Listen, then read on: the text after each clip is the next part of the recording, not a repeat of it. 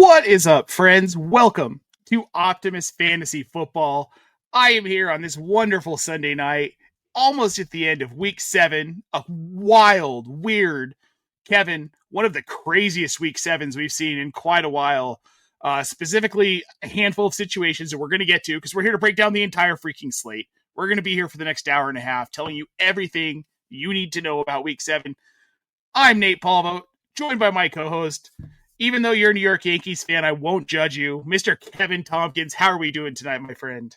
I don't know if you purposely said I don't want to judge you with talking about the Yankees, but if you didn't, that was a very nice kind of accidental, whole menagerie of things. But yeah, week 7 was fun. Like it was definitely one of the weeks of all time for sure. Yep. We have a lot to get into there. I have opinions. You have opinions.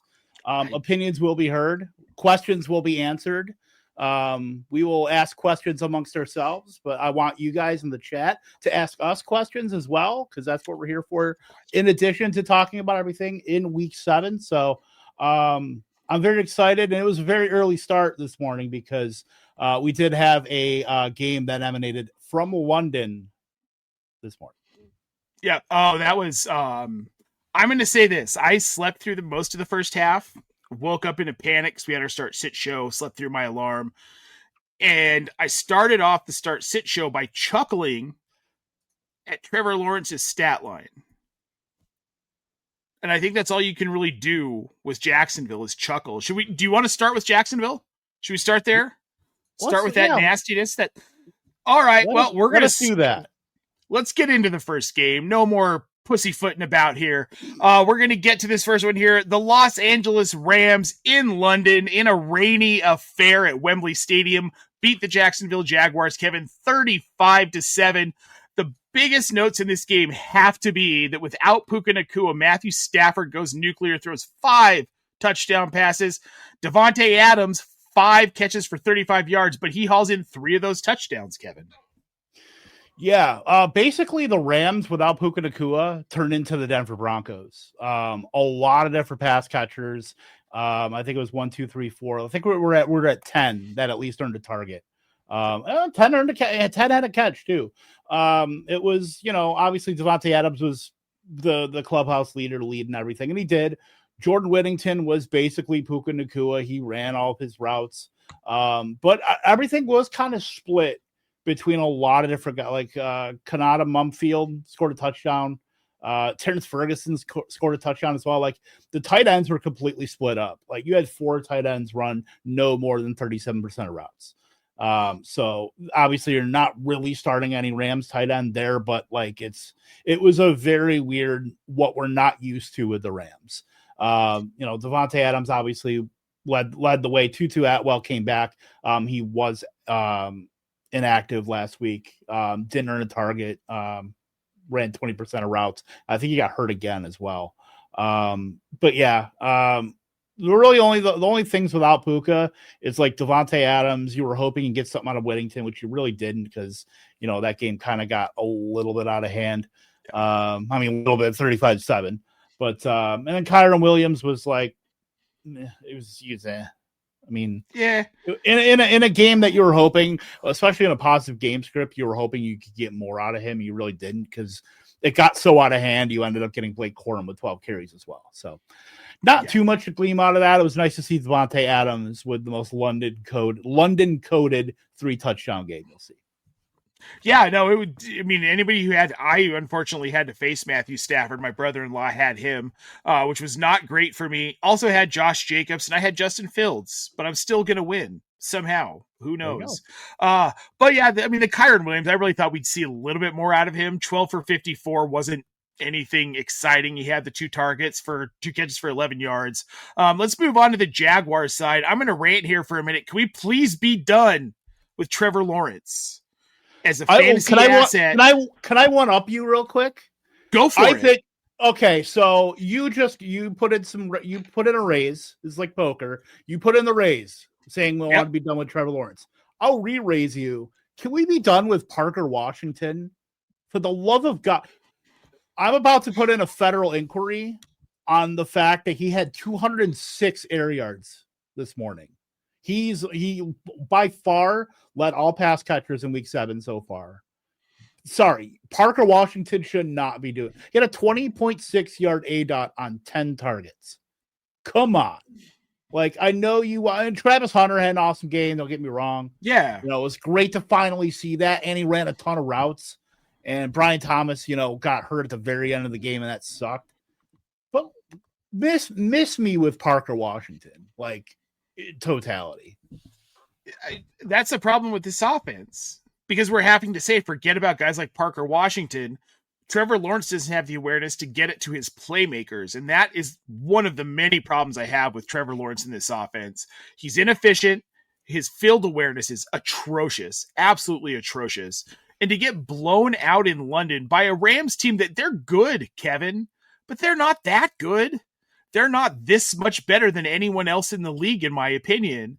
They should have won this game. They were always going to win this game, but 35-7, and the score makes it sound closer than it was. Because for the majority of this game, it was 28-0. Like, Jacksonville got their touchdown in the fourth quarter.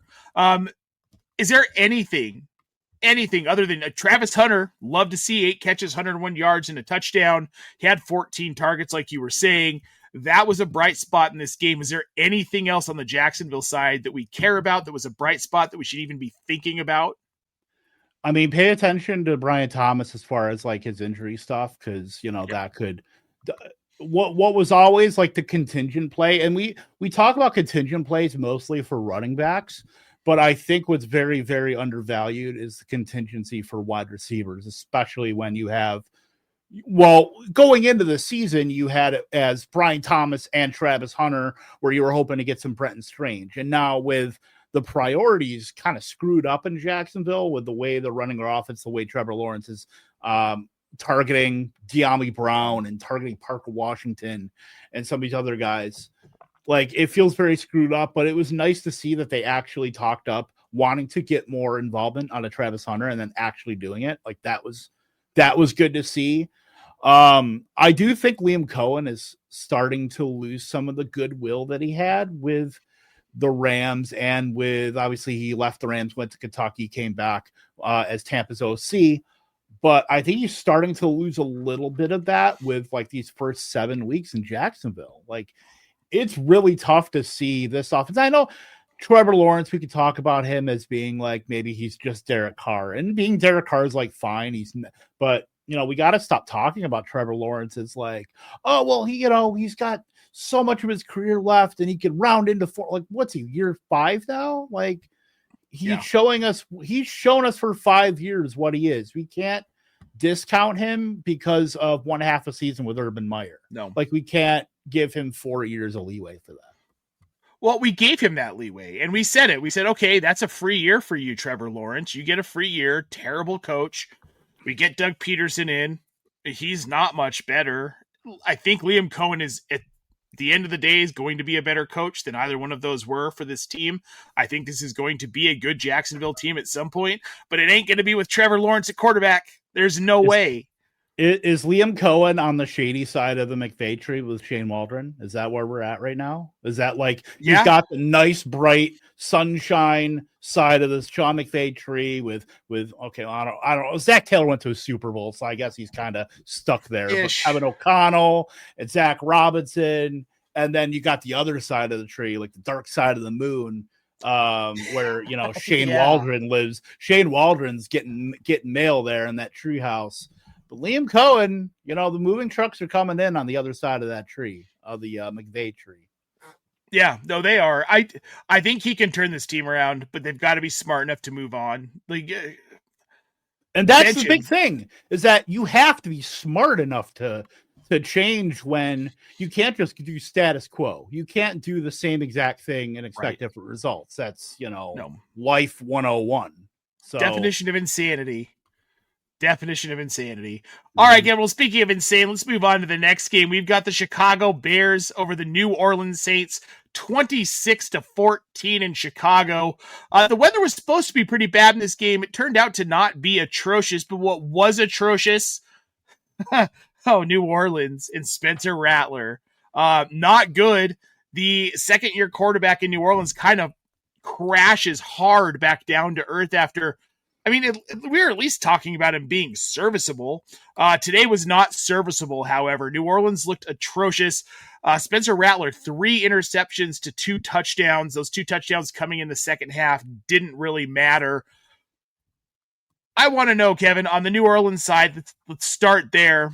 We've got Spencer Rattler looking pretty bad. Alvin Kamara, 11 carries for 28 yards. And then Kamara only sees 3 targets today. Are we seeing the decline of Alvin Kamara in front of us right now, Kevin? We've been seeing it. People are just clinging to the brand name. Like this is sure. So with this offense now with, Kellen Moore, we've seen a reduced reliance on Alvin Kamara in the receiving game. And yeah, he's always going to pop. Like it's going to be game dependent on that, but we're seeing that reduced reliance on that. So what does Alvin Kamara have to hang his hat on right now? It's like the very, very, weak grasp on volume.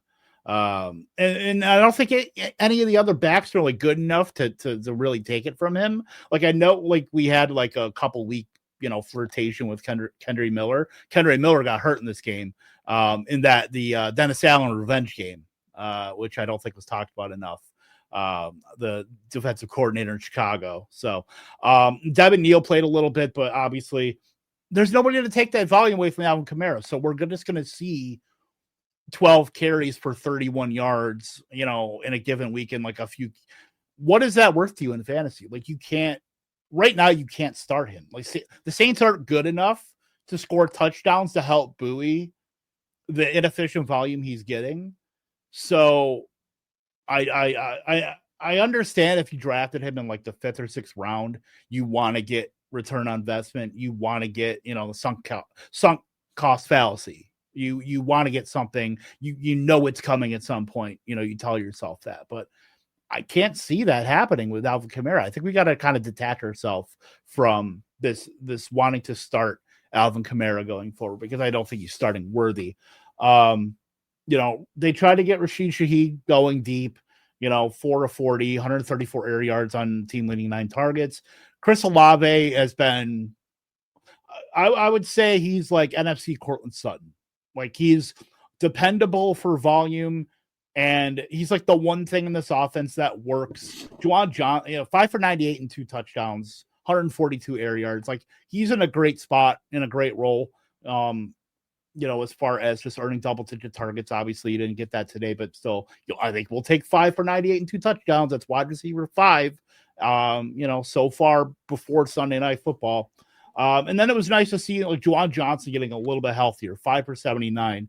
We've seen some dud games out of Juwan Johnson in the last few weeks, and it's really good to see him kind of round back into form here, because previous to 5 for 79, well, he had 7 receptions for a total of 60 yards in his last 3 weeks total.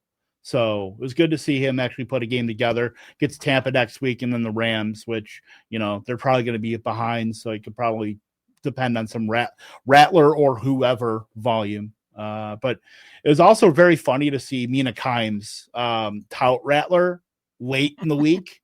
She might have cursed Spencer Rattler. So she might have. Well, and she seemed pretty aware of the fact she may have done that, Kevin. The Juwan Johnson thing, that was really good to see. Casey and I had a conversation earlier in the week on our show about Juwan Johnson, if it was time to panic. And it was starting to really feel like maybe it was. We've seen the dip in volume. It was cool. First 2 weeks, he was tight end 3, and it's just not been there since. There were concerns about what Rattler was doing with him. I think he might start to get featured more. I'm a little concerned, though, and I'm curious your opinion on this, because tight end is such a difficult position to chase in fantasy. If you don't get one of those top 3 or 4 guys, you're probably streaming most of the season. Juwan Johnson seemed like a guy who was going to be a reliable start most weeks. Do you think we get back to that with Juwan Johnson? Well, the thing is, like with Juwan Johnson, you're going to give him more opportunities to like produce, because his role is so strong. And now we have the full complement of tight end, their rotation, because they love using Foster Moreau, and they love using Taysom Hill for the gadgety stuff and the one-off kind of whatever they're going to do with him. And then Jack Stoll is a complete blocker, but they're barely on the field. Juwan Johnson was out on 82% of routes today. So it's good to see that role is like very strong and stable for Juwan Johnson. So the fact that he has that, I think keeps him into that low end tight end one conversation where maybe depending on the matchup, you can like use a streamer. Sure. And then maybe you kind of have, maybe you're playing two tight ends. You have two tight ends in your roster. You can kind of flip between Juwan Johnson and another guy, you know, depending on the matchup. That's like what he is. I don't know if I feel super comfortable with him by himself as like your only tight end on a roster where you're starting that guy through thick and thin, but he's at least for now one of the better streaming options. And, you know, there's not many startable options anymore. Obviously, not everybody can have McBride or Tyler Warren or Jake Ferguson. So those guys are insanely valuable, knowing how the tight end position has been kind of a wasteland for the first like maybe 6 weeks. This is a pretty big week for tight ends this week. Obviously, we'll talk about more of the tight ends that busted out today, because I certainly have at least one. But you know, Juwan Johnson is Juwan Johnson is definitely one that you want to you know, hold on to, and just you're going to play him because you know he's going to be getting the routes. The routes based upside is definitely there, and then obviously producing on top of that's cherry on top. Yep, 100%. Now let's move over to the Bears side of this one. Unexciting, really, in the passing game wasn't DeAndre Swift, though. I mean, we had Caleb Williams threw for 172 yards and a pick, didn't have a touchdown, goes 15 of 26. DeAndre Swift, though, 19 carries for 124 yards and a touchdown. And then Kyle Monangai, 13 for 81 and another touchdown. They ran the ball so incredibly effectively, partially probably because the weather was so bad. We knew this was going to be a run-heavy game, possibly. The weather could have been a lot worse. Maybe because they didn't have to do that much passing against this really weak New Orleans defense.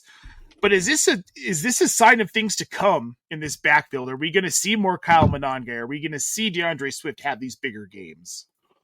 Well, as far as like coming out of the bye, the Chicago Bears switched out Braxton Jones for Theo Benedict, who has been their left tackle, and that seemed to kind of spark something in their run game a lot more. So what he did last week, DeAndre Swift, and now adding on 19 for 124 and a touchdown. Like, I think we're looking at a little bit of a run with DeAndre Swift, where now he's just a solid RB2. I don't think he's going to be like anything more than that.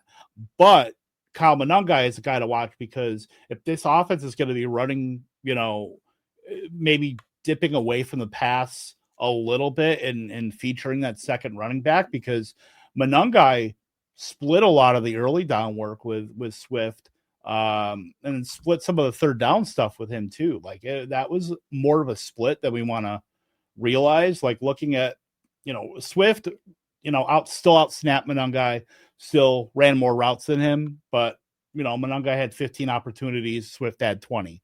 So Monangai is probably like a priority ad for fantasy rosters, but I don't know if I feel good at starting him. I do want to see more if this is going to be what is going to happen with the Bears versus kind of just throwing caution to the wind and starting him, and then you get right back to like, you know, 2 carries and 3 targets. That's what like Monangai was doing previous to their bye week, was like a couple carries here and there. If you like, he was very well targeted, like for a backup running back. So I do want to see if this is going to be a thing, but he should be on most fantasy rosters.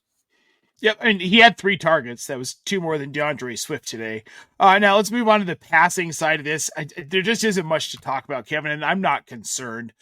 Just a low volume day. Simply didn't need to throw the ball. A total of 15 catches spread out amongst, we've got 8 receivers. DJ Moore gets the most. He's got 3 catches for 43, no touchdowns in the passing game whatsoever. Odunze 2 for 31. Any concern here, or was this just a week where they didn't need to throw the ball? I mean, it was very low volume week, but like looking at some of like the route stuff, Colston Loveland has surpassed Cole Kmet. Like that's a thing now.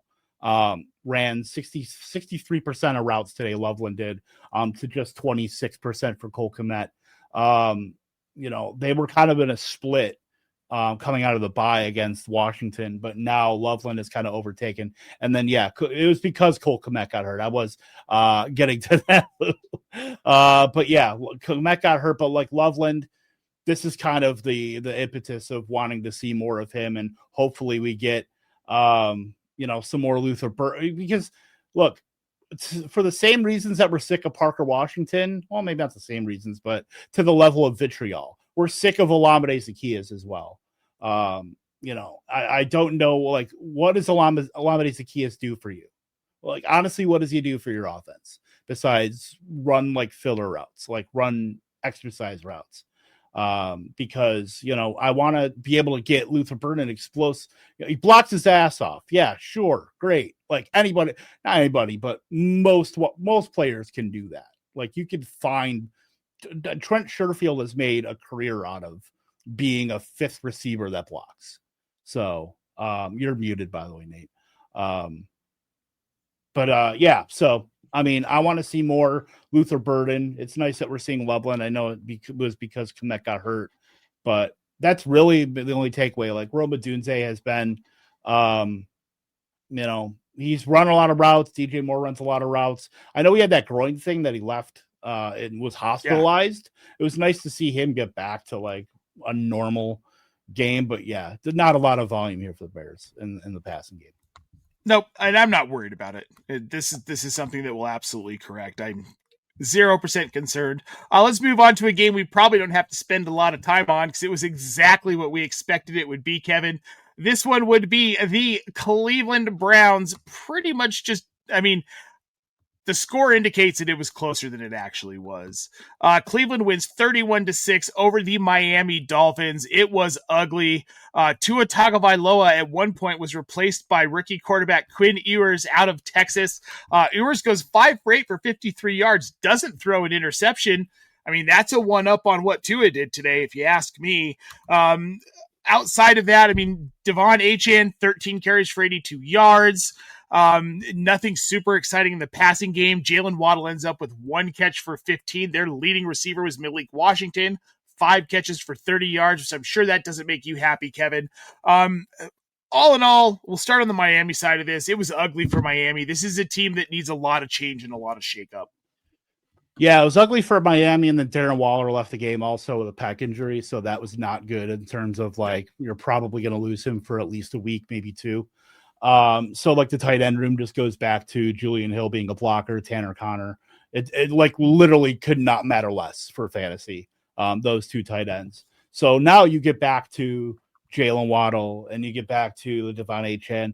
This was going to be a game. This was, we were talking about the weather. It did not end up being like the 50, 60 mile per hour gusts that people were talking about kind of midweek. But wind still affects, just maybe not to the degree that we were looking for. Remember that Saints Browns game from a couple years ago? Oh my God, that was like awful. Yep. Terrible. Like this minus 50 mile per hour wind chill, and it was awful, and it was just terrible for everybody involved. Not quite that, obviously, but not a lot going on. Like Malik Washington ended up running a ton of routes, 76%, led the team in targets as well. So, like, fine. I think you can kind of just throw this game out in terms of you can throw it out in terms of like what actually happened in the game, but I think there are a lot of moving parts, obviously, with Miami. And will Mike McDaniel still have a job this time next week? Like, that'll be interesting. Will Tua even be the starting quarterback? We'll certainly see. But I'm not super worried about what happened in this game. I'm just worried about the overall like environment and ecosystem for this team, because a lot of things could change very quickly with like one piece of news. And I think we kind of have to be ready for that. And I do think, with that, I think Devon Achane is still very insulated. I think Waddle is still very insulated.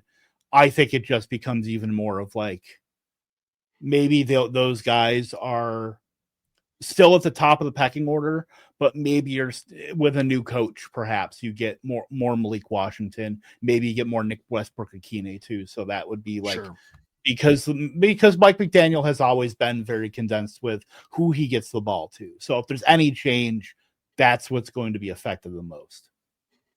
Well, and I mean, this team needs a change, and whatever that change ends up being, I don't think anyone outside of really Devon Achane, you're not heavily invested in any of these guys. Maybe Jalen Waddle, maybe.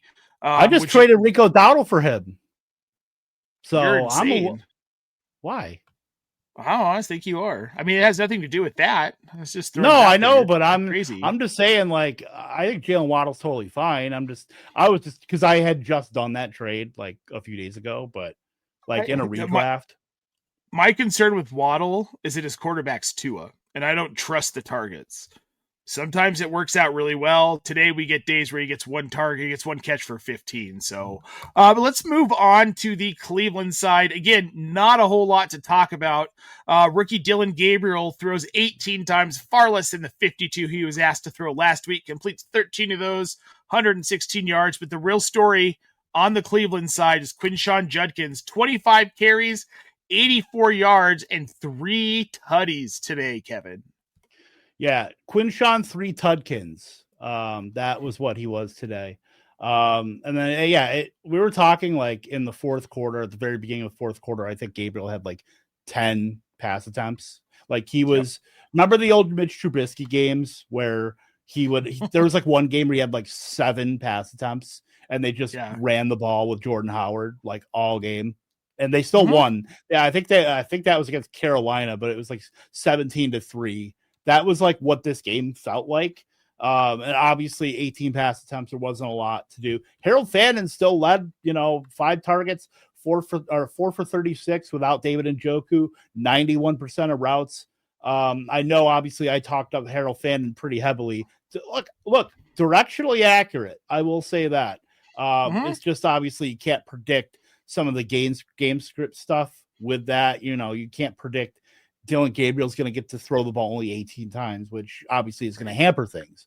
But yeah, Jerry Jeudy 2 for 17 on 4 targets. Like, I don't know when you're going to be able to start Jerry Jeudy again, honestly, Never. Because, no, I mean, he's an albatross on a fantasy roster right now because you don't feel good dropping him, but you never feel good about starting him. So he's like in that like fantasy purgatory. That's where Jerry Jeudy resides right now. Formerly where Travis Hunter resided. And now look at him. I mean, maybe who knows? Not the same. It's not the same. When you have games, they're the same. Malachi Corley had the same damn stat line. 2 catches for 17 yards. I don't know. I want my elite wide receiver to not have the same stat line as Malachi Corley any week ever. I mean, that's very fair too. I mean, look, Jerry Jeudy's out there getting exercise. I mean, that's good for if you're in your routes run leagues, you're crushing it with Jerry Jeudy.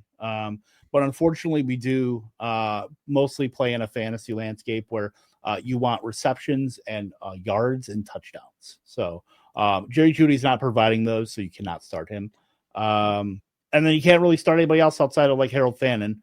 And then we'll see what happens with Njoku, but Quinshon Judkins was obviously the clear story here where that dude, you start any running back that's going up against the Miami Dolphins. I mean, just flat out. Well, like Phil Yates said at Fantasy Focus on Friday, he felt like the over-under on rushing yards should have been set somewhere in the 200s for Judkins, which obviously he didn't get remotely close. But 25 carries, I mean, a couple of runs break a few different ways, and Judkins a monster. He's a beast. He's someone I want to start every single week. Now let's move on to another blowout. They're going to keep coming here for a few games. We've got the New England Patriots defeating the lowly Tennessee Titans 31-13. There wasn't a point where this game was ever in question. Well, maybe at the very beginning. It was Kevin. Was it 10-0 at one point? I think it was. It was. Where I said the Titans are 100% winning this game and are in our Slack, and then I came back and said the Titans are 0% winning this game. Well, they 0% won this game. They lose 31-13. I want to start on the New England side of this, even though we kind of started talking on the Tennessee side. Drake May goes 21 of 23 for 222 yards, 2 touchdowns. He adds 8 carries for 62 yards on the ground. This kid is quietly putting together one of the better fantasy seasons at quarterback, Kevin, and nobody's noticing. I think people are noticing. It's hard to put Ish. it, but it's hard to put him in the category of like the Baker Mayfields and the Patrick Mahomes that are, trust me, you will see nobody bang the drum more than me for Drake May. But with the season that Patrick Mahomes is having, with what Baker Mayfield's done, is it realistic to call him the MVP? Probably not. But is he in the conversation? I think you could certainly make a case. What he's doing, like with spare parts for the most part, and like old guys, like Stephon Diggs led everything in the receiving game, 7 for 69. Kayshon Boutte scored a touchdown. Austin Hooper scored a touchdown. But the real story with this team is whatever the hell Mike Vrabel is doing with this running back room. Because not only did he pretty much put Trevion Henderson on ice, 2 touches today for 5 yards, 14% routes, 14% snaps. Ramondre Stevenson, 18 for 88 and a touchdown. Like, that's fine. But they went to Terrell Jennings to close out this game. They went he went 5 for 18, and after the game, he called him his 5-minute back. So what the hell are we doing with Trevion Henderson? I mean, I know we're not starting him. That's for damn sure. Yep. And we just talked about it with Jerry Jeudy, how you can't drop Henderson. You can't start Henderson. So, like, he's just taking up space on your bench. He's Cody from Step by Step. He's living in your driveway in a camper. That's what he is right now. I love the step-by-step pull. Shout out Patrick Duffy and Suzanne Summers. I don't remember any of the other actors who were on that show, but we all grew up watching it, I guess. We did. We did because we're old. Here's the thing, and we talked about this a little bit earlier in our company group chat, and I want to reiterate it here. This is what Josh McDaniels does. All right? They find one back, they run that one back. Trevion Henderson is a rookie. Josh McDaniels doesn't like using rookies. Mike Vrabel doesn't like using rookies. He's the guy who gave more carries to Dion Lewis than to Derrick Henry, to your point, Kevin. So I expected this. I didn't think we were going to see anything out of Trevion Henderson this year. I wasn't drafting him in rookie drafts simply because I don't know how this is going to play out in New England. They're freaking weird about their running backs. Ramondre Stevenson was the guy today. Trevion Henderson's 2 carries for 5 yards was less than impressive. The fact that they came in with Terrell Jennings as their 5-minute guy, that's concerning too. It makes you wonder if there's something they're seeing that we're not. As far as like, maybe, but as far as like what the Patriots do, like, so I know we had the preseason stuff. We had training camp. We had the videos of him running all over the Commanders. We had the preseason game, runs that he had. And usually those are things that, like, we've seen with Jacory Krosky-Merritt, where guys like that force hands. And when a guy does that in Patriots camp, where you had a running back that had been very subpar, below average, like the last couple of seasons in Ramondre Stevenson, then you draft a running back in Henderson, a guy that's forcing the hand. I mean, I can understand, and trust me, I got in on that, drafting him in like the mid-3rd, 4th round, because me too. Those are like the guy you want, obviously explosive plays in an offense that just drafted a franchise left tackle, 2nd-year Drake May that you're expecting to take a leap. They gave him Stephon Diggs, and now you're basically putting this guy on ice. And I don't understand. I understand it from, like, coaches that fail to adapt are the ones that are going to be looking for work. And I think they're buoyed a little bit by how well Drake May. I think Drake May is insulating that a little bit. He's kind of papering over some of that, where if they were 3-4, not 5-2, I think we'd be really, asking those questions. Yeah. But I think with Drake May really, elevating himself in terms of like quarterback hierarchy, those questions are being asked. But I still think they should be, because it's almost, I don't want to call it malpractice. I don't want to say like I'm smarter than Mike Vrabel or Josh McDaniels, but I'm not saying that either. No, it's very, especially for fantasy, it's very, very frustrating because you have a clearly explosive player that's playing with a guy that's fumbled a lot this season. Yep. And it's almost like it just doesn't matter. There's no consequence to it. I don't know. Shout out Mike Reedy for calling Ramondre Stevenson. The problem with New England, and this is what drives me nuts about Robert Kraft and this organization, is that we know Belichick was there for probably 5 to 7 years longer than he really should have been there, right? I mean, that got really clear really quickly. Mike Vrabel's one of those former Patriot guys. You know Kraft is going to let this go on for way too freaking long. Yeah. And we're going to have Vrabel for 5, 6, 7 years. And it's going to be these slogging, running teams. Ramondre Stevenson's going to be a 34-year-old bell cow running back. It's not going to be pretty. Yeah, and Trevion Henderson's going to be the new Jamal Charles on the Chiefs. So, good luck. Yeah, right. Let's move on to the Tennessee side here, and then we're going to get to a few questions we have in the chat, Kevin. Cam Ward, not horrible today. He goes 25 of 34, 255 yards, 1 touchdown, 1 interception. Add to that 5 sacks. Could have been a lot worse. Interesting, Tyjae Spears, 5 carries for 22 yards to Tony Pollard, 6 carries for 18 yards. There wasn't much to this Tennessee offense today, especially without Calvin Ridley. It was just kind of ugly. The score dictates it. Is there anything to take away from the Tennessee side of this? Cam Ward is bad. Like, I know you said he didn't. No, he is bad. He is Josh Rosen bad. Like, if you look at a lot of the EPA stuff through like historical lenses, he is very much right there with Josh Rosen. You could not have a worse start as a quarterback through 7 weeks than Cam Ward. I mean, you could. There are Jamarcus Russells out there. There are, sure, the Ryan Leafs of the Zach world. Mettenbergers out there that have had horrible starts to their careers. And Cam Ward is right in the league with them. But this is just a loss. This is a lost season. Obviously, Mike McCoy is now their interim head coach. You have no Calvin Ridley. You're trotting out. You're giving, Alec Iomanner is whatever because, you're giving him routes and that's fine. But the state of this offense is just absolutely putrid. You're giving Van Jefferson 85% of routes. Yeah. Chigakonko is splitting with Gunnar Helm right now. The running game just does not matter because they're going to be in such negative game scripts for most, if not all, of their games.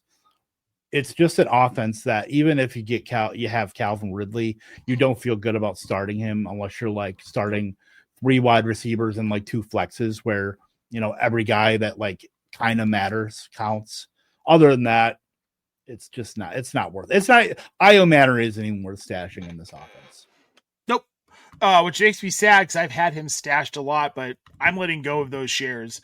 Chimere Dike seems like maybe the guy to stash here. If you can randomly decide which week it is he's going to score a touchdown. He got one today. Outside of that, I don't think there's a whole lot to talk about in this Tennessee matchup. So we're going to move on to the Kansas City Chiefs blowing out the Las Vegas Raiders 31-0. Kevin, this was, mostly the Patrick Mahomes show. He's currently sitting at QB1, not something I think any of us really expected this season. I know I didn't. In my draft rankings, I had him, I think, all the way back at QB15. This Kansas City team, though, they're getting it done, and the biggest story out of here has to be that Rashee Rice looked fantastic today, stepped right back into that wide receiver 1 role.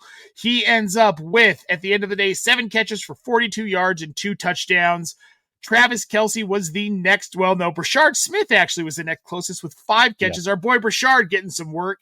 Kansas City looks like they're turning into the freight train we've seen in the past. This looks like an offensive powerhouse all of a sudden. To be fair, it was against Las Vegas. What did you take away from this game today on the Kansas City side, Kevin, that we didn't already know about this team coming into this game? It was interesting to see, because Rashee Rice coming back, you were going to see what, how many routes he was going to run. And obviously the game script didn't help. He probably would have run more had they been competitive. Only ran 48% of routes today. You could probably expect that to come up. And then on the flip side of the other side of the scale, probably Juju Smith-Schuster is going to come down.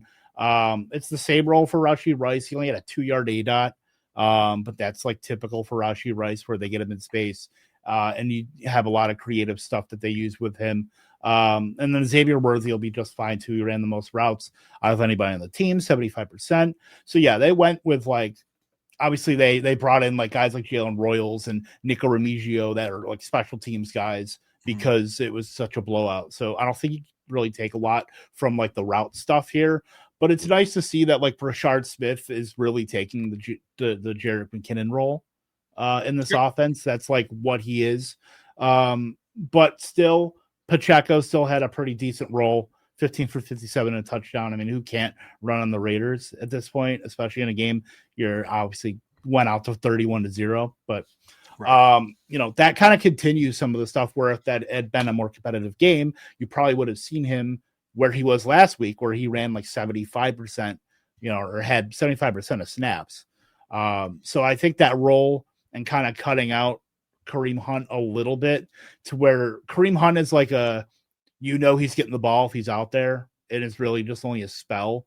It's not like you're really rostering him. Obviously he's had a couple games. I think he had a 2-touchdown game a couple weeks ago, but like Pacheco's like a fine RB2 especially with Rice back now, that only, ups the probability that you're going to get positive game scripts. So he's probably going to be running pretty downhill more than he already does. So that's good. I would look out for Rashard Smith because they gave him a lot of run late, to salt away the game. But still, 14 carries isn't nothing. Well, I meant on the carry side. Like the receiving role is always going to be there no matter the game script. But it was really the carries that this is the most surprising thing there. And I think that was really just because of, the fact that the Raiders ran, and we'll talk about the Raiders obviously, but they ran 30 plays. They had 3 first downs, 1 of them on a penalty, 2 offensive first downs from the Raiders today. Yeah, well, let's go ahead and move on to the Raiders side. I don't think there's much else to talk about on Kansas City's side. This is bad. There actually really isn't much to talk about on the Las Vegas side. We can say this team without Brock Bowers doesn't have a soul. Plain and simple. What does that mean? And then what does that mean if they don't have Jacoby Myers as well? They don't have a conscience? Like no, well, it's the Las Vegas Raiders. Did they have a conscience to begin with? I mean, that's debatable. Story. Like, Trey Tucker led, but Michael Mayer, we were hoping to get something out of him, and he didn't. Ashton Genty got game scripted out. They ended up using Raheem Mostert and Dylan Lobby. It doesn't matter. Let's move on. Yeah, Jack Besh had the second most catches today. We're going to move on to a game that, I didn't care about in a real football perspective, but in fantasy I did. Either team could have lost and I wouldn't have cared. But in this one, Minnesota lost 22-28 to the Philadelphia Eagles. This was actually, I'm going to be honest, Kevin, this game was a lot closer than I thought it was going to be. I thought this was going to be a Philly blowout. Carson Wentz is just not that guy, and he proved he wasn't again today. As the great Scott Fish tweeted out, he said, Carson Wentz doing the Lord's work, making sure that there's no quarterback controversy here in Minnesota. We'll start on the Minnesota side of this one. Wentz goes 26 of 42 for 313 yards, throws 2 interceptions to no touchdowns. He does get Justin Jefferson going 5 for 79, does not get a touchdown, but then Jordan Addison, 9 catches for 128 yards today. Probably the most exciting thing that really honestly happened for Minnesota.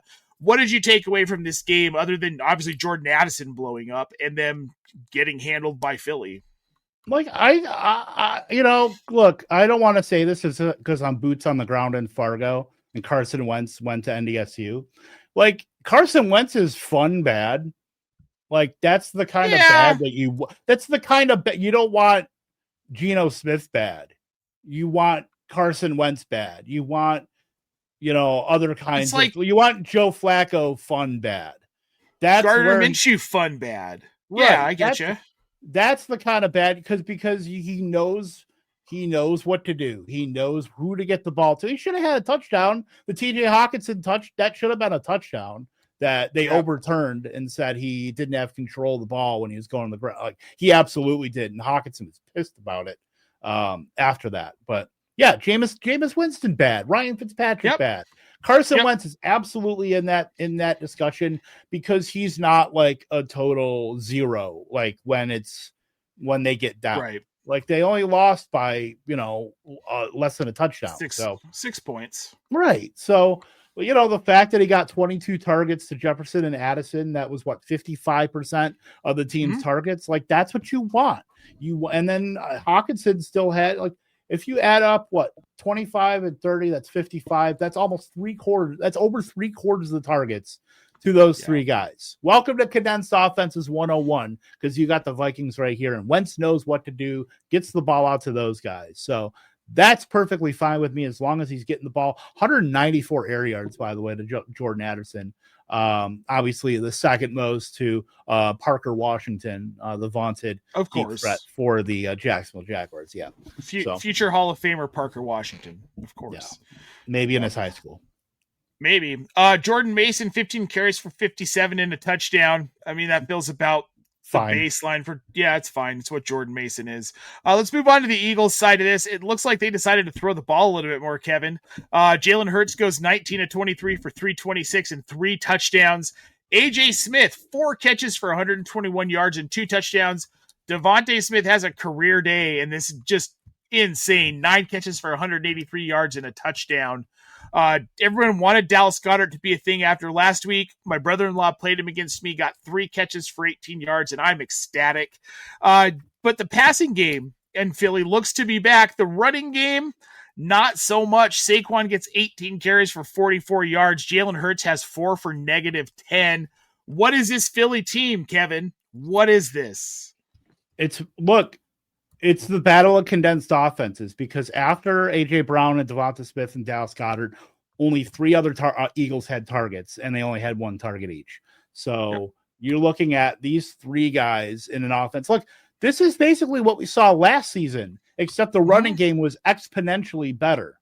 We're just not seeing, obviously Saquon Barkley is not the Saquon Barkley of 2024. And that's fine. That's good enough to eke out wins on the road. Where they were winning by 21, 24 points last season. And that's fine, but efficient Jalen Hurts. That was the story of this game. Devonta Smith had an awesome game. Him and AJ Brown both had 100% of route participation. Dallas Goedert, he's going to be involved in this offense in most weeks. This is a wide receiver game more than a Dallas Goedert, which Dallas Goedert's had his, the last couple weeks where he's had those pop pass touchdowns. He's had his. It's time to kind of cede some of the limelight to the wide receivers that have raised their voices about the state of the offense the last couple weeks. So I think I don't know if it's a return to form or this is something you can expect every week, but we know the Eagles have it in them. And then we just got to get some of the efficiency in the run game there to kind of balance that out. Then we get the kind of full 2024 Eagles experience. I mean, I don't think we're going to get that, but I think we need to see more out of Saquon Barkley, especially in the efficiency. I do too. I'm worried we're not going to, though. I feel like this is just kind of what this offense is. I don't feel terrible about it because I can't stand Philly sports fans. They threw batteries at Santa Claus. So I don't know, it kind of puts you in a category for me, but also I've met a handful of them and they're not nice. However, we're going to move on to our next game. Let's take some of the questions. Yeah. I want to get to questions first. We're going to move on to the next game, but first we're going to get questions. I want to get to this one first. Zachary Holder dropped this one in an hour and a half before we went live. Zachary, I'm sorry. We're just now getting to it, but here we are for tomorrow's game. He has Jackson Smith and Jigba is his wide receiver 1. He's been killing it this season, obviously with the Seahawks, and Kupp has been decent flex in points, but 3 terrible point games. Also in a predicament here. He wants to know, should he start Jaden Higgins with Christian Kirk out on the Texans and stick with Cooper Kupp on the off chance Higgins' first breakout game of the season? Which one are you doing? You going to risk it on Higgins for a breakout? Or are you going to go with Cooper Kupp? I'm probably still going with Cooper Kupp just because we've seen that it doesn't matter with the Texans. After Nico Collins, they will spread targets and routes out to a bunch of different guys like Xavier Hutchinson and, the Justin Watsons and all those guys. It really doesn't matter outside of Nico Collins. So they've talked about wanting to get those rookies between him and Jalen Noel. They wanted to get those guys involved and they have, but it's been a half measure. Like they've gotten them involved, but like they're not getting routes. So I don't know if it's worth it right now to risk where Cooper Kupp is going to get routes. The fact that JSN has been such a smash, I think needs to pay more dividends to some of the guys outside of him, like Cooper Kupp, like AJ Barner, like Torrey Horton. Like we want to see that because it's really been JSN consolidating everything in this passing game.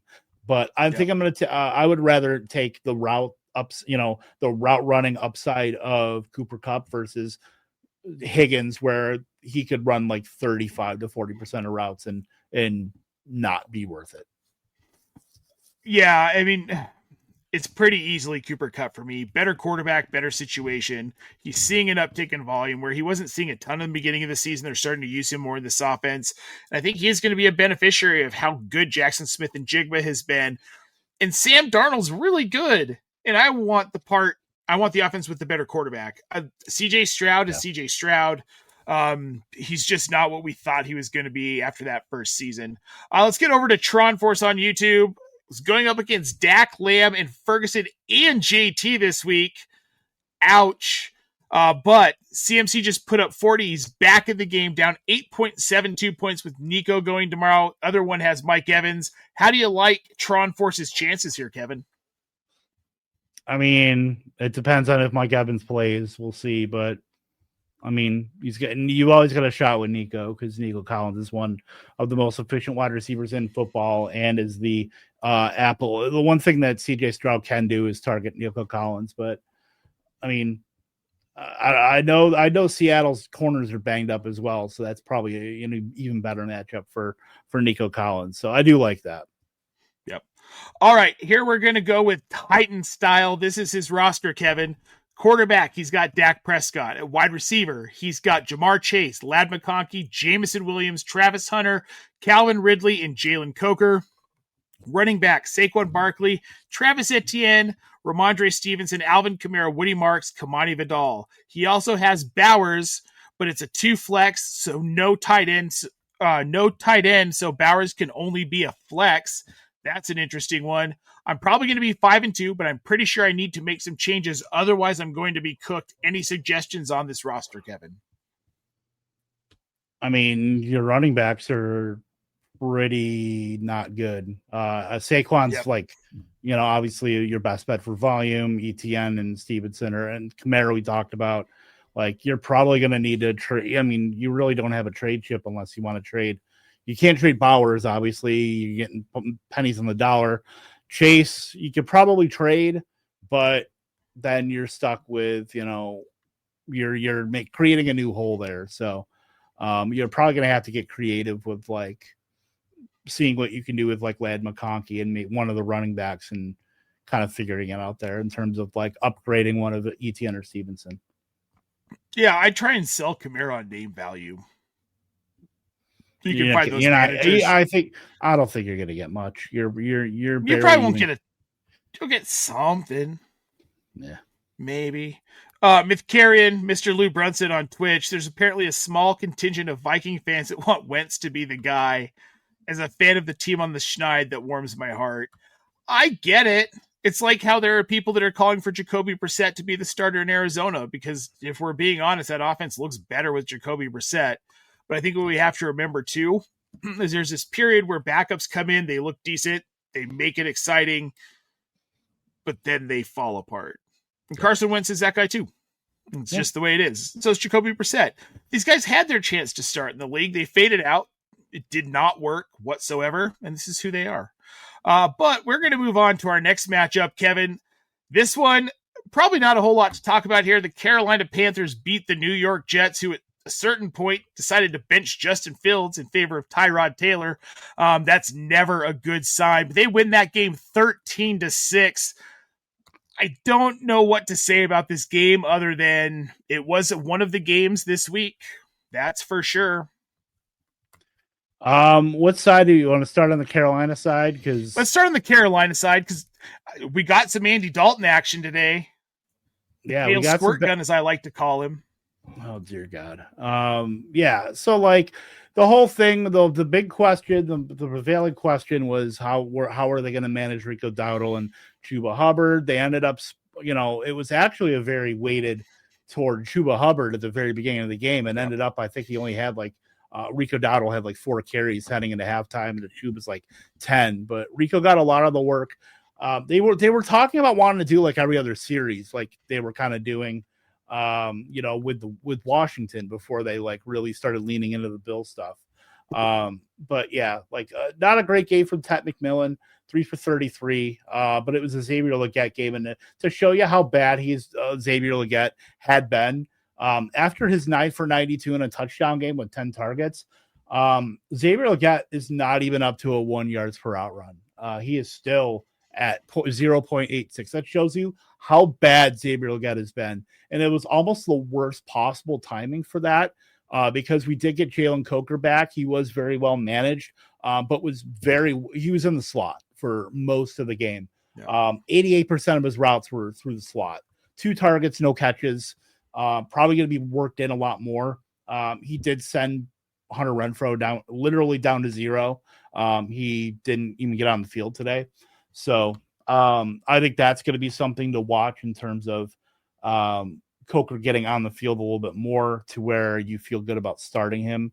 That is in the cards because I can't imagine Xavier Legette being a guy that's going to that found it immediately in a 13-6 game. Like I can't imagine that being the case. But and Jatavian Sanders ended up coming back in the game as well. One target, 39% routes. Like if you held on to him, you can just drop him at this point. There's other tight ends that are well worth your time, not Bryce Young's 4th target. So that's really the only takeaway there is that Jalen Coker came back, is going to get worked in. Don't have to worry about Tet McMillan. I would fade Xavier Legette's big game. I wouldn't be picking him up on the waiver wire. Yeah. And then I think we're still in like wait and see mode because Rico Dowdle was pretty good in the work that he did get. Still ended up with 47% of the running back rush attempts for the game. So much more efficient than Chuba Hubbard was. I think this could be a thing where maybe they want to get Chuba Hubbard involved, but they see he can't be as efficient as Dowdle. And in this run, maybe they end up kind of shifting things a little bit more toward Dowdle, and then we'll see what happens. But I'm still holding Dowdle, and I'm fine starting him. It's like a flex play. Yep. Just want to throw this out here. Bryce Young is having his ankle evaluated tomorrow. Could be red rifle time. I mean, there's nothing exciting about that. Let's go ahead and move on to the Jet side here. Again, nothing too exciting. Tyrod, we do. We are legally obligated. Tyrod Taylor, he was the stats hound in this game at quarterback. Justin Fields gets pulled after going 6 for 12 for 46 yards. Tyrod Taylor, not much better, 10 for 22 for 126 and 2 interceptions. The Jets failed to score a touchdown in this game. Breece Hall goes 11 for 38. Their leading receiver was Tyler Johnson. He had 3 catches for 60 yards. This was just ugly. This Jets team is a mess, and I don't know what else to say other than I wouldn't be starting anyone other than Garrett Wilson. Yeah, Josh Reynolds had 9 targets as well. Ran a ton of routes. That's really it. Like honestly, this is like Raiders level bad without Garrett Wilson. So even like you're thinking about wanting to start maybe Mason Taylor, kind of getting cute with that, but I don't even think he's startable. He's probably rosterable, but we need to kind of see Garrett Wilson come back to get a threat on the outside that can actually not condense the the defense to like the middle of the field where Mason Taylor operates. So I would, if you got to drop them, you drop them, and it's fine. It's not like you're not losing sleep over dropping Mason Taylor. But he's running routes. Like that's pretty much his upside. He's Kate Otten. He's Kate Otten with a little more athletic upside. Yeah. All right. Well, I've had enough of that one. I think you have too. Let's move on to the Green Bay Packers beating the Arizona Cardinals 27-23. in a game, I'm going to be honest, Kevin, I thought this was going to be not even remotely this close. Let's start on the Arizona side of things. We already talked a little bit about Jacoby Brissett. He goes 25 of 36 today, 279 yards and 2 touchdowns. Not as exciting as it really sounds. Trey McBride, leading receiver, 10 catches for 74. Zay Jones has 2 for 67. Marvin Harrison, 2 for 58. Michael Wilson, 3 for 40. Little bit spread out here. And in the rushing game, not much to talk about either. Bam Knight goes 14 carries for 57 yards. Jacoby Brissett, 6 carries for 26. Arizona's not fun to watch, Kevin, at all. No, as a Packer fan, this was not a fun game. And yeah, look, these two teams are the same team. Like the Packers are just the Arizona Cardinals with a better publicist. That's and a little bit better quarterback. I don't know about that. But you know, look, it's your God-given right as an American to have the freedom to say that. So I'm not going to argue with that. But look, the one thing that Brissett does is he understands the assignment. He knows what he's there to do. He's there to force feed Trey McBride the ball and then do what he can to try to get the ball to Marvin Harrison, because it looks like he's just really like not that good. He feels very Rashad Bateman-y. And it sucks to say that, but like he's basically a deep threat that can sometimes moonlight as a target earner. Like that's what Marvin Harrison is right now.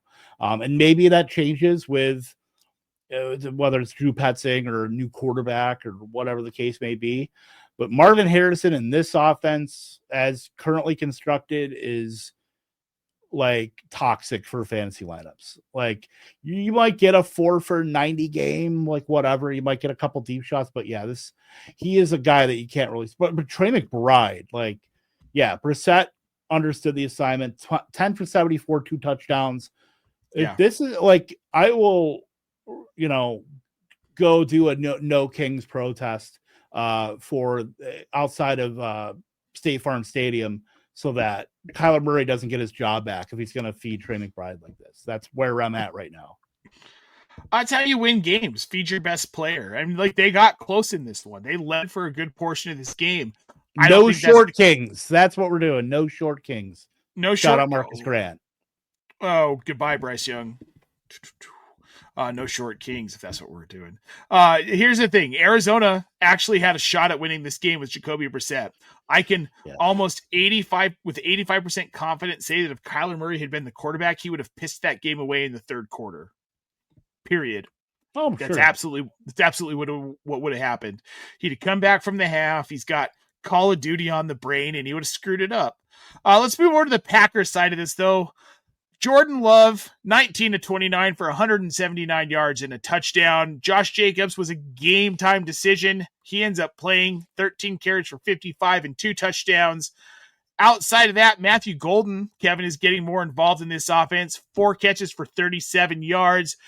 He did not add a rushing carry today, actually. And then Romeo Doubs leads the pack, 6 for 72. Tucker Kraft going 5 for 58 with a touchdown. All around, this offense looked pretty decent today, Kevin. The receiving options looked great. Josh Jacobs put up points. Nothing to complain about, but I want to know your thoughts on this team moving forward and what you saw today. I mean, this team is pretty banged up in terms of like some of their skill position guys. So obviously Josh Jacobs is going to be managed a lot more today with Emmanuel Wilson and Chris Brooks. And that's exactly what happened because Jacobs didn't even he got 55% of the snaps. But he was still out there and still pretty decent. Obviously the 2 touchdowns, still RB6 on the week, which is nice. Obviously Tucker Kraft got in the end zone. And that's the big thing with this team is like, because they're so uncondensed, even though you get games like this from like Romeo Doubs, 6 for 72, like totally fine. And then obviously get Tucker Kraft where it's at a more premium position where there's less, startable options. This looks great. You want to be able to start these guys like no problem. And it stinks that like you can, but you can't, if that makes sense. Like Kraft is very boom bust. He needs touchdowns to be able to kind of survive in the fantasy space just because, I mean, he historically has not been like a target earner. He's been an efficiency. He's George Kittle, basically. He's like early George Kittle where you take the valleys to get the peaks. So this is like what Tucker Craft is, to where it's like not the most comfortable start, but you start him anyway, hoping you're going to get the boom weeks. Romeo Dobbs, I've slandered this guy back and for the last couple of years, but he's like, well, because of the fact that Matthew Golden hasn't really stepped up. They've had injuries to Dontavian Wicks. They're using guys like Malik Heath and Savion Williams. Like Romeo Dobbs is actually somewhat condensed in the receiving room now, where Romeo Dobbs is like a fine flex. Like, and then Matthew Golden, yeah. I mean, I've said it time and time again that he's just target earning is like his worst skill. And that's one of the most important, like that's why I've banged the drum for guys like Dontavian Wicks, where it's easier to coach out like the drops and stuff like that. But the thing that he does better than any other wide receiver in that room, outside of maybe Jaden Reed, is earn targets and get separation, which is, those are the hard things to get right for wide receivers. The drops and like some of like the interpersonal stuff between like him and Love getting on the same page, and some of the alignment stuff, like that's easy, in comparison. So that's where I had the issue with Golden, where Golden is obviously massively athletic. He's drafted in the first round for a reason, but I'm very concerned that he is more Jameson Williams, the bad side of Jameson Williams, than what Packer fans and what fantasy people expect out of Matthew Golden, is to come in as a first round pick and be like this, the next, big hyped wide receiver. He's not that. He hasn't shown anything that shows he can be that. He's good, but so is Jameson Williams, and he can easily disappear. Golden kind of did that today. So yeah, I look, I said I felt about Matthew Golden from the get. He's a talented receiver, liked him in college, loved him coming into the league. This is kind of a weird situation because this is the opposite of a condensed offense. You're going to see a million people with 1 to 2 to 3 targets. So, and it's fine. This is what Green Bay wanted to do. They wanted Matthew Golden. He's not someone I'm super excited to start in fantasy. He's not someone I'm looking to roster moving forward rest of the season. I'm not going to trade for him, not going to move for him. Well, I was just going to say, also, Christian Watson's going to be coming back very soon, too. And I think they have duplicative skill sets, too, with like they want to get downfield. Watson can earn some targets, but like I want to know how that kind of dynamic is going to shape up with Watson coming back, because you're going to have to give him routes, too. And do you have to, though? There is no organization that is like more loyal to their guys than Matt LaFleur and the Packers. Like trust me, as a Packer fan, they are so loyal and to a fault with these guys that, they're going to get Christian Watson. And I know a lot of people talk about wanting, they're going to have all these wide receivers. Like you can have all the wide receivers in the world, but if you're getting them 1 to 2 to 3 targets a game, like you're going to have to get max efficiency out of all of these guys. And that's impossible. You can't do that. So I think that's going to be a major sticking point for Matthew Golden, because I think that's where you're going to get some, between Watson and between Golden, how that's going to shake out. Is he going to pull Golden's routes? Is he going to is Watson's never really been a slot guy? He's 6'5", 215 pounds. That's not like, you can't just really stick him in the slot. Right. He's more honestly of an X receiver than anything. And that's like what Dobbs has been the entire time. So I think it's going to be interesting, because I know Green Bay and especially LaFleur love to have all these guys play all 3 wide receiver positions. But Watson's never really profiled as that. He was never that in NDSU. He was always an outside wide receiver. So, it's just, I'm rambling here about the Packers because I, obviously watched every game and obviously I'm a fan. So I think it's just very interesting to see. I want to know how they're going to go through this in the next couple of weeks. Well, from a fantasy perspective, we're all trying to figure this out too. Cause like I'm rolling out Romeo Dobbs in flex positions every week. because I need to, especially Hey, rolling he's through fine. buys. He's totally Then he's fine. Yeah. fine.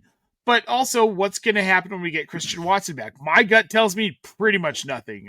Christian Watson's mid at best, right? He's very touchdown dependent. He wasn't seeing a ton of volume last season when he was healthy. So, but with that, let's move on to this next matchup, Kevin. We've got the Indianapolis Colts.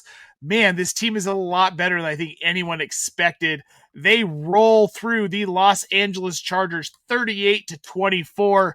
We're going to start on the Los Angeles side of this, Kevin, because, I mean, we can't bury the lead anymore. We've got to talk about this. Rookie tight end Oronde Gadsden. I watched this dude in Mobile at the Senior Bowl. He is a absolute beast of a human being. He is enormous. And for someone his size, he moves very well. And today he moved very well. 7 catches, 164 yards, and a touchdown for the rookie tight end. Kevin, this wasn't on anyone's radar today. Not one. We talked about Oronde Gadsden a little bit this morning as like a possible like tight end streamer. If you were in a pinch this morning, you needed to start someone. But holy crap, man. I mean, if you were really paying attention to what Gadsden has been doing in this offense and how he's sent Tyler Conklin basically to zero, this week he sent Will Dissly to zero. Tucker Fisk is always going to have a role in this offense as a blocker, but he has sent the other 2 wide receivers after starting as the 4th tight end on the roster. He's sent those 2 guys to zero. The fact that he's run routes starting in week 3, 28%, 50%, 61%, 77%, and then another 77% today. Like, I think we can kind of settle on he's going to run about between 70 and 80% routes every week in this offense. In an offense, the highest pass rate ever expected in the league with Justin Herbert that had to have 400 yards today. That has Ladd McConkey and Quentin Johnston, Keenan Allen for defenses to pay attention to. And then, we'll throw out this tight end that used to be a wide receiver whose father played in the NFL in the 90s. Like, we get to throw that out at tight end. Basically, Juwan Johnson with better ball skills. We get to throw that out now. He is the clear, no doubt, waiver wire pickup of the week. If you need a tight end and for some reason he's out there, he's a guy you're going to want to I don't know if I'd say empty the clip on, but you're going to put in most of your fab. If you have your top waiver claim and you need a tight end, like, he's the guy. If you have 75% of your starting fab left, and you need a tight end, or even if you don't, because he is a good guy to play defense on for the rest of your, so nobody else can beat you with him. Last year, if you had a guy like Trey McBride, but you could also draft a guy like Brock Bowers in the 10th round, that's 2 elite tight ends that you're taking away from the entire field. So, yeah, so you can play kind of defense in terms of, I know it's really league dependent because of how many roster spots you have to be able to do something like that.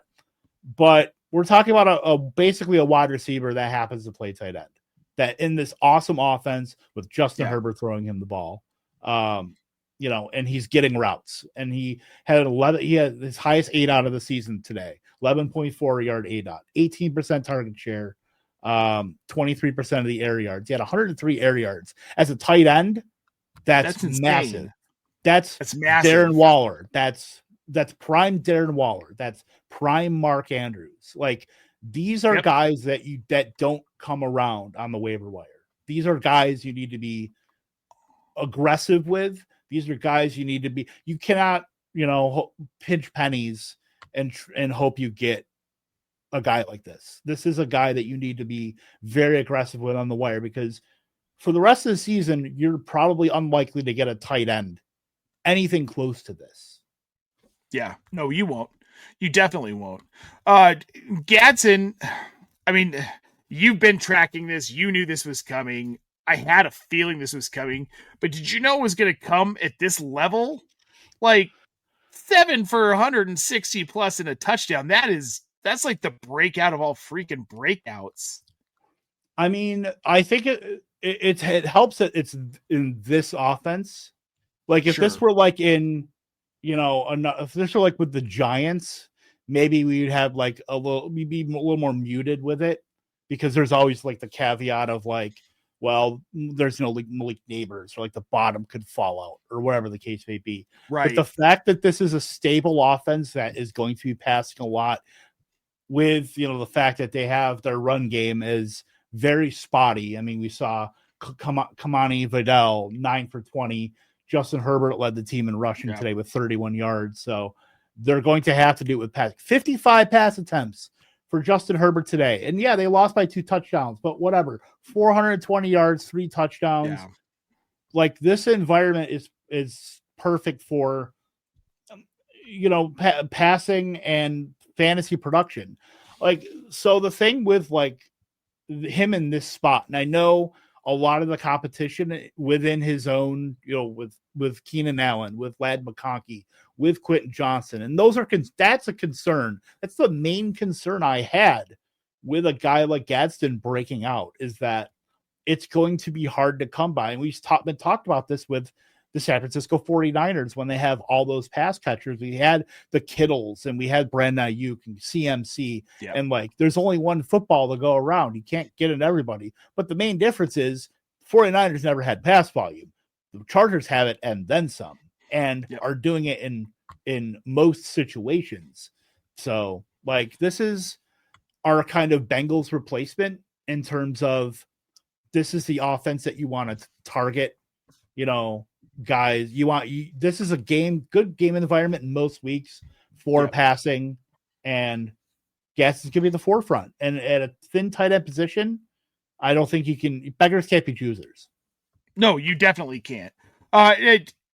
Now, the rest of this offense, Keenan Allen, 11 for 119 and a touchdown. Quentin Johnson, 2 for 30 and a touchdown. Semantics, Joe. Semantics. Lou. I know. Yes. Well, Lou loves that is bad, though. I mean, it's not great, but, we like to have it's not great. Here.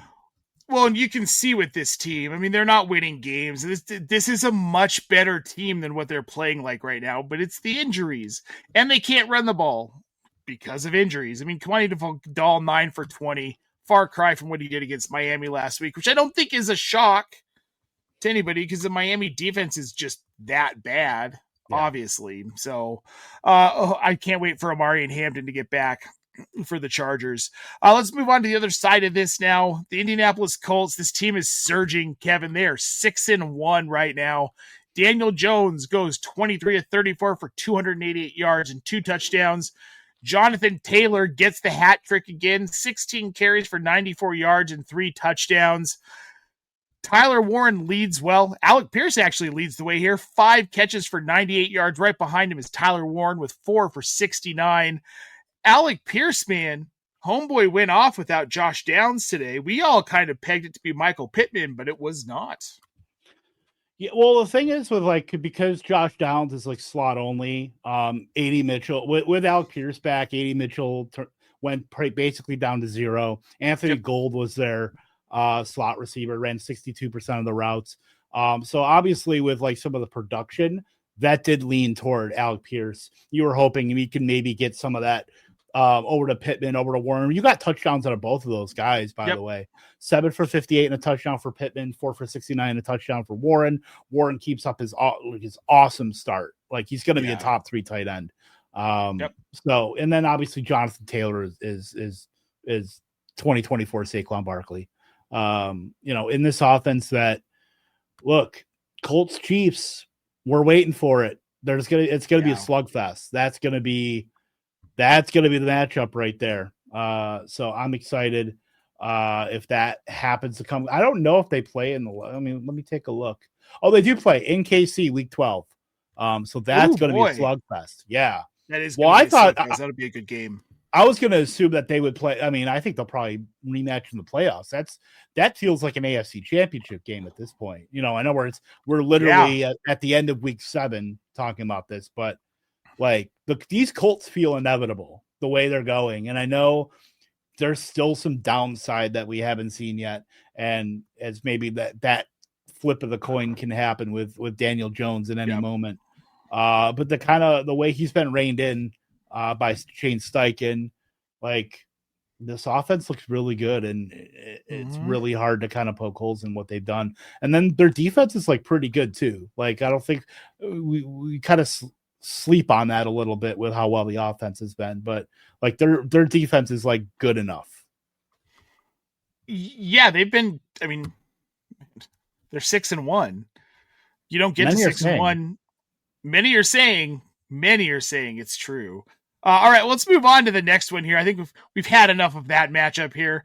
We've got the Dallas Cowboys defeating the Washington Commanders 44-22. This game did not go the way I think a lot of us thought it was going to go. Well, it was kind of goo at times, but going to go.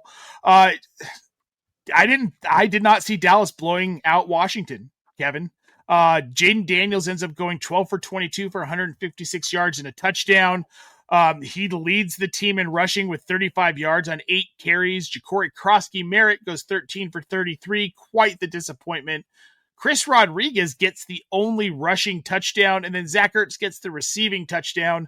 All in all, on the Washington side of this game, which is where we'll start, it was kind of a letdown. I had Jaden Daniels as my QB1 this week. Dak Prescott as my QB2. Jaden Daniels did not do it. Of course, he got hurt. What are your thoughts on this Washington squad? Where are your concerns lying right now with this team? I hate this offense outside of Jaden Daniels and outside of like Ja'Cory Krosky-Merritt. Like the fact that Zach Ertz and Chris Moore are both running 80% of routes, a 32-year-old journeyman, literally journeyman, and Zach Ertz, who's going to be like getting AARP in the stuff in the mail very soon. And Zach Ertz is like totally fine because his tight end is such a wasteland that like 3 for 37 in a touchdown plays as a top 12 tight end, which it was as tight end 11. But with all these receivers, like they got Robbie Chosen out of mothballs today to run 55% of routes. I think that should tell you where we are with like this receiving group. Like Jalen Lane, Luke McCaffrey, like they need, and I know they paid Terry McLaurin, he's even almost 30. They have it at Deebo Samuel, he's 30. Like this is the oldest team in the NFL. And I think we're seeing because of like injuries, Jaden Daniels can't do it all himself, even though we feel like he should. So, I mean, I have very, very big concerns about if this is like Mariota for a game or whatever the case may be, even if it's Jaden Daniels, like I have a very hard time seeing the upside here with like this group. And I know like this is some parallels that we talked about with Drake May, where he's lifted up these guys, but like even these guys that are at least the guys that like they've had like that Drake May has, like Stephon Diggs and Mac Hollins, like those aren't like Kayshon Boutte, like are like totally fine guys, but they're not, they're somewhat proven. Like Jalen Lane's not proven, Luke McCaffrey ain't, and they're not showing that they are. Chris Moore is a guy that was drafted 19 spots after Leonte Carew in 2016. Robbie Chosen, they unearthed from whatever tomb he was in. And then like I missed me with this offense outside of Bill, and I know Bill didn't have a great game, and that was probably game script related as well too. Not great efficiency, but better days are ahead there. Yeah, Chris Rodriguez had a touchdown, whatever. I'm not super worried about that. But I think even like the passing game stuff is going to affect, Bill's efficiency going forward. Sure. They really got to get guys healthy is what they need. Well, and they don't have not by far the most injuries. I mean, that's been San Francisco just absolutely getting crushed, but they've had the significant ones. I mean, losing Deebo and Terry McLaurin in that offense, that's a killer. Because those are two marquee targets for a second-year quarterback who's been off and on hurt this season. So, all right, let's move on to the Dallas side of this one. The Cowboys putting up 44 points on the Washington Commanders. Dak Prescott goes 21 of 30 for 264 and 3 touchdowns. Javonte Williams continues his comeback tour, Kevin. 19 for 116 and a touchdown. I don't like this Dallas team, but I do like that CeeDee Lamb's back. He goes 5 for 110 and a touchdown. George Pickens goes 4 for 82, does not score. And Jake Ferguson almost saving my ass in my home league, Kevin. 7 for 29 and 2 touchdowns today on the Dallas side. Is this team for real? That's what I need to know. I think they're fine for fantasy. Like, who's getting what in this offense, which is certainly helpful. Any questions about CeeDee Lamb were erased, 5 for 110 and a touchdown, 100% raw participation. So don't have to worry about that. Him and Jake Ferguson both led the team in 7 targets, 7 for 29 and 2 touchdowns for Jake Ferguson on 82% of routes. Totally fine. George Pickens had a really awesome catch on the sideline today, 4 for 82, 108 air yards, 97% of routes. Like, those top 2 receivers are going to be obviously well involved. They kind of sent Jalen Tolbert, Kawhi Turpin, both under 40% routes on the day. Those are just bit part players. And then Javonte had a dud game last week. I don't think you have to worry about him going forward. That role is awesome for him. 61% of the team rushing attempts, 69% of snaps, 64% of routes, 160 yards, 1 touchdown. Awesome. Can't No complaints. Nope. We did see some Jaden Blue work today. He got 7 carries, if only for 29 yards. I just wanted to toss that one out there. We've all been fans of Jaden Blue here at Optimus Fantasy. Hoped he'd do it sooner, but Javonte Williams has been too good. I think our love of Jaden Blue is predicated on the fact that this backfield was Javonte Williams and Slime Sanders, and nobody wants that. Well, apparently you do want Javonte, though. I mean, yeah, you certainly want Javonte. Like, I never really drafted a lot of Jaden Blue just because there really wasn't a lot of, like, I don't know. I didn't, the tea leaves weren't like really there for me. And at that ADP, I was drafting other guys. I was drafting a lot of Coker and a lot of Fannin, and that's like whatever. But I was not really drafting a lot of Jaden Blue because the price was not really that conducive to drafting a guy almost sight unseen. That was a 3rd round, day 3 pick. But just with the way obviously Mel Sanders getting hurt kind of broke that pretty wide open for Blue to be like the backup there and the contingent play. But yeah, he's like fine. Yep. I want to throw this out here from Herms before we get on to the next game. Random question. Any tips for managers sitting at 1-6 trying to run the gauntlet and make the playoffs, Kevin? Wheel and deal. Like, make sure you don't sit on your team and expect things to expect things to turn around. Like, you have to be proactive, especially at 1-6, because one loss, you're done. Yep. Yeah, you're basically done. You need to run the table. So be proactive and make deals and improve your roster. I know it's hard to do because more than likely, if you're 1-6, you probably have albatrosses on your team. You probably it's likely you drafted one of like Saquon Barkley or Joe Burrow or Brock Bowers or any of those guys. So that like makes it more difficult. But like, wherever you have guys that like, if you have guys that are on your bench that can be useful, and you want to like package a couple of them for like a stud, you might have to make your team more top heavy, but you have to give yourself a chance too. Yep. All right. This next one here from Tyler Sperry. Would you drop Fannin for Ty Johnson, AJ Barner, or Gadsden? I think we can pretty much say Oronde Gadsden would be the one we'd want to drop Fannin for, and it's not even close here. Well, I mean, I feel like there has to be a better drop than Fan. Like, you can't right now. Fannin, you can't drop. Like, he's running routes. I don't disagree. Like, you can't. Like, Fannin is like a locked in. The role is so strong and the target earning profile is so strong that even though it's on the Browns, and I understand that, you can't drop Fannin right now. Like, you just can't do it, especially with like some of the questions about Njoku. Even if he gets traded, like, Fannin is going to be a top 3-4 tight end. Like, you just as weak as tight end position has been, and I understand like some of the excitement for like Gadsden, but you can't do that to drop. You can't drop Fannin for that. You can't do that. No, but I like this comment here from Alf Sucks at Mock Drafts. I wouldn't drop Fannin at all. I'm with you. No. The upside that Harold Fannin has in this offense in Cleveland, I don't think people fully understand. And we did talk about it a little bit earlier, but like Jerry Jeudy's nothing. Cedric Tillman's hurt. you've got David Njoku and Harold Fannin and a rookie quarterback. This is like a dream scenario. And if they move David Njoku, forget about it. Like you want Harold Fannin. And as much as we love Oronde Gadsden, Fannin is still a better prospect right now. Yeah, and just to give you some context in terms of like what Gabriel has done in his at least the 2 games before this past game, he was at about a 37% target distribution of tight ends, which would be top. That would be number 1 in the league behind, I believe, Arizona and Pittsburgh in terms of how much he's targeted the tight end position over wide receiver, over running back. So that's the guy you cannot drop. That's league winning upside that you would want to just drop. You can't do that. No, you definitely can't do that.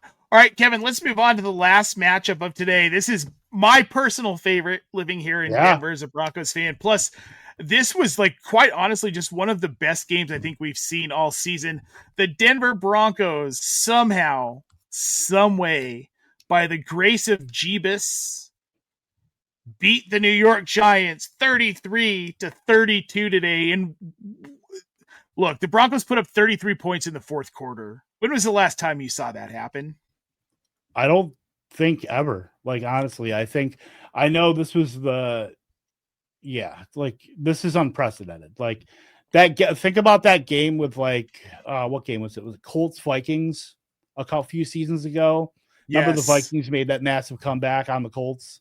Wasn't that like a Saturday game or something like that?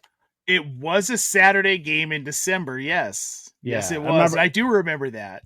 Yeah, because I remember having, I think I had cousins in that.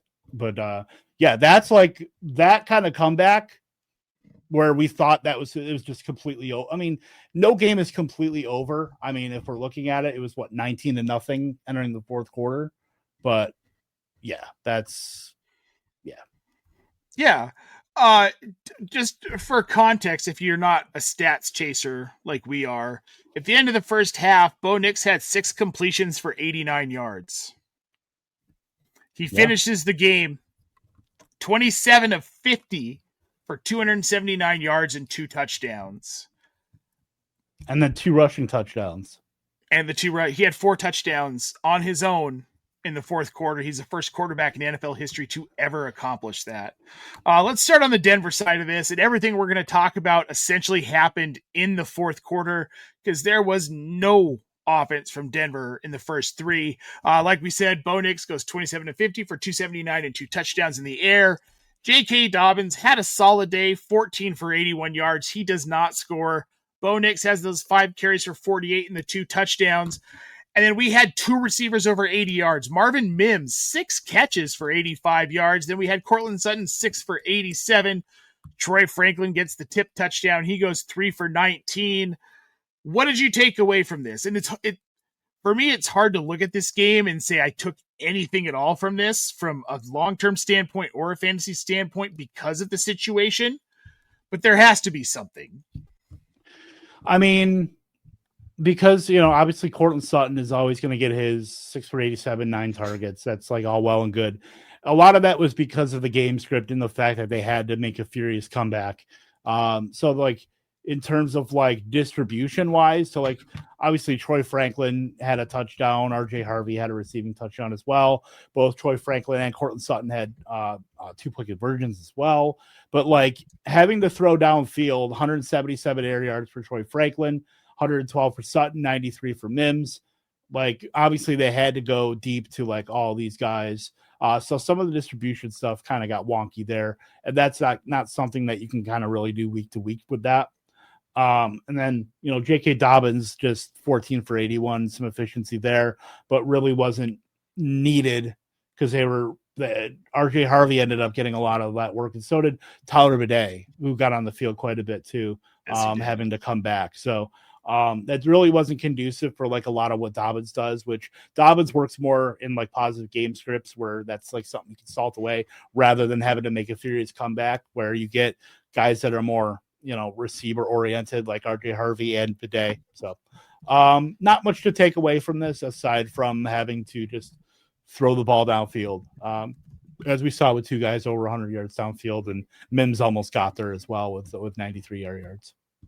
Yeah, and Mims didn't make a massive mistake that cost them the game today, which that's going to be my big takeaway. Look, Marvin Mims, he's turning into a real boy. We Yeah. love it. Well, I don't know Let about that. oh, he's trying, all right? He's trying so hard. Keyword, he's Let's trying. He's trying. Let's move on to the New York side of this. And again, this all happened in the first 3 quarters of the game. Jackson Dart goes 15 to 33 for 283 and 3 touchdowns. That rushing upside we love from him kind of got capped today. He has 5 carries for 11 yards, but he does score. The return of Tyrone Tracy to semi-relevance. He has 9 carries for 46 yards and a touchdown, which does not match Scadabo's 16 for 60. Outside of that, we had Wan'Dale Robinson, 6 catches for 95 yards. Daniel Bellinger gets involved, 3 for 88. Theo Johnson, 3 for 66. Then Scadabo gets a little involved in the passing game, but that's about the end of it on the Giants side. I mean, again, it's hard to take anything away from this game because of the situation of the game, because of what happened in this game. The Giants didn't look good in the first 3 quarters. Denver just didn't look good at all. So I don't know that Jackson Dart's going to get it done. He had a phenomenal fantasy week. I think we're going to get those out of him no matter how ugly these matchups are, just because of the type of player he is. But otherwise, did the backfield get more confusing for you this week, Kevin, with the return of Tyrone Tracy, or is this still Scadabo's backfield? It's still Scadabo's backfield. It was a explosive play from Tyrone Tracy. I think it was a 31-yard touchdown. So I'm not really like putting a ton of stock into that in terms of like anything long term. It's still Cam Scadabo's backfield.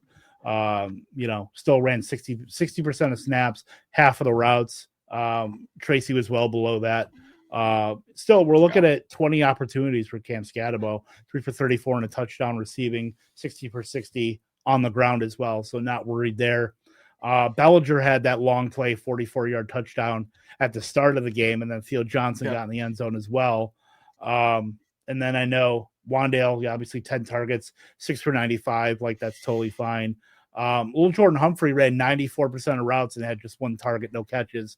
So purely exercise was on the table for the littlest of Jordan Humphreys. So I do love that as far as we know that it's going to be Wan'Dale Robinson. We know, obviously, Jackson Dart's going to get the tight ends involved. And I hate to give Jason Garrett any credit, but, in terms of having to how to parse this team, I mean, they have their quarterback. They know it's going to be Jackson Dart, at least for the foreseeable future. They just got to learn how to win. And, this is the fact that this was so unprecedented. Like, this just doesn't happen.